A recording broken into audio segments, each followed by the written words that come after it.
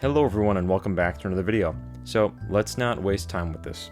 So how can we get infinite stats in D&D? First of all, we're going to want to play as an artificer and work on maximizing our constitution. And yes, typically you try to maximize your intelligence. Trust the process. It'll all be worth it. And now you're going to want to play as either a human so we can fiddle with inspiration, or play as a halfling so we can negate ones. Both of these potential options will make sense later. And for our background feat, we'll want to take something that gives us the Magic Initiate Origin feat, and then we're going to use that to snag Bless. If we're playing a human, take this and then give yourself the Lucky feat as well with our free feat of choice. And now for our subclass. We'll want to play the Alchemist. And yes, it's not a frequently used Artificer subclass, but it definitely has its perks. It's a subclass that specializes in crafting potions, and there's actually a lot of fun options you can take as an Artificer to spec into that aesthetic a little bit more. But that's for another time. We're here to maximize stats. So the reason why we want to go Alchemist Artificer is so we can get our experimental brews. And the one that we're really interested in is the Boldness Brew. This effect allows us to roll an additional 1d4 and add it to our saving throws, which will come in very handy very soon. And now as we level up through Artificer, we're going to want to maximize our Constitution while having a decent intelligence. And as we get to 14th level, that's when everything really kicks into gear. And now this is where we're going to want two of the following infusions: Rings of Protection and Bags of Beans. Or hypothetically, you could also substitute the Rings of Protections with Stones of Good Luck. And this is where the meat of the video really comes in.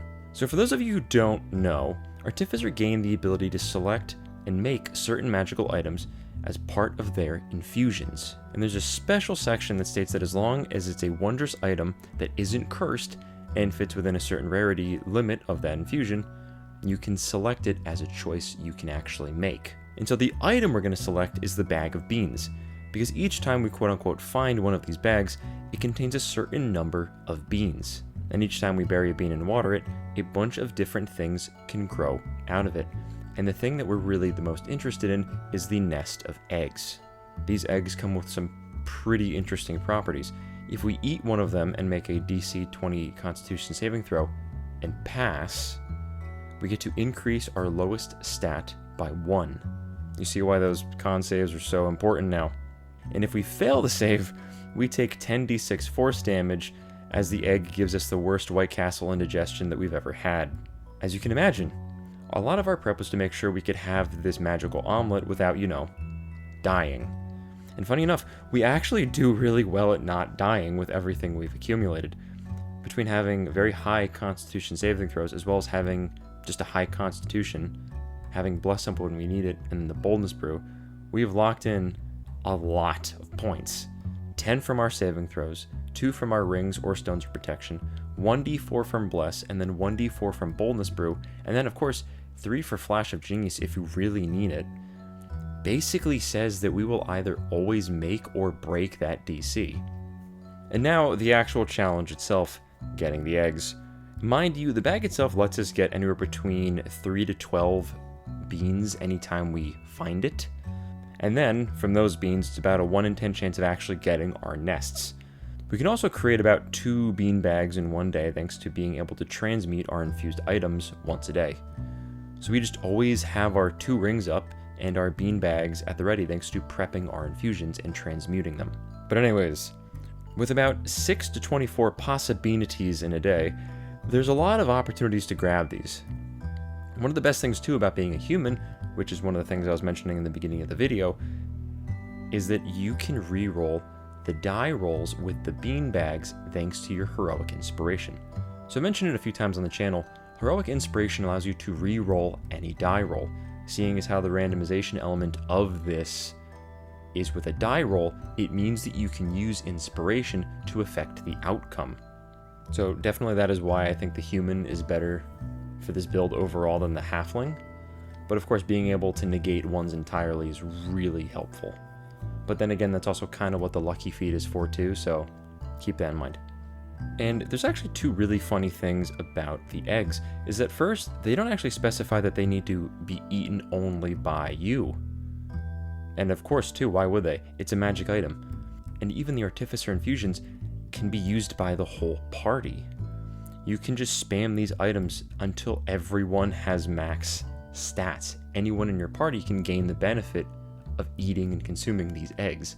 Mind you, they might not have the same kind of constitution and buffs that you do, but there's other things that you can do to help mitigate those issues. So maybe with a little communication and party help, everyone in your team can have max stats. But what does that even really mean? What truly are max stats? I've seen a few different interpretations for this actually. So first, the weakest option. The limit stats can be increased to is 20. It was common in 2014 D&D that this would be the case. Stats cannot be raised beyond 20 under most normal situations. There are some other features that actually said that this unspoken rule could be broken.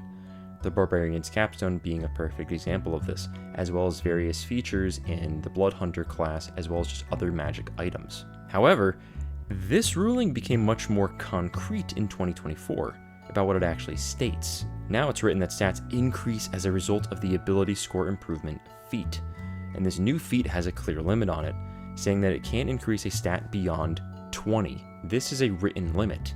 The eggs have no limit.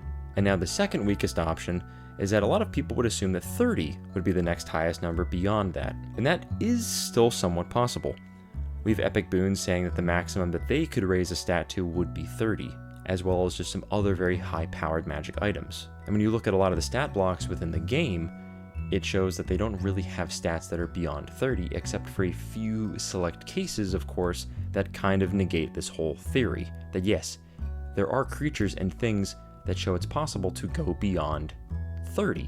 And once again, the eggs are shown to have no limit on how many times they can be eaten or how much they can raise a stat to, unlike other items within the game that show a clearly identifiable limit. And then of course there's the third interpretation, which basically says that there is no limit to how high you can raise your stats with these eggs. And so combining all of these features together, mind you, it's all up to a DM interpretation. Even at its weakest, you're still getting a 20 to a stat to every stat, which is unheard of. So yeah, Artificer is pretty crazy. And after going over a lot of the new Artificer stuff in 2024, I've got a lot of extra ideas brewing. So if the Artificer is something you'd like to see me make a lot more builds out of, then let me know down in the comments below. But until I see you again, keep smiling, keep scheming, and I'll see all of you next time.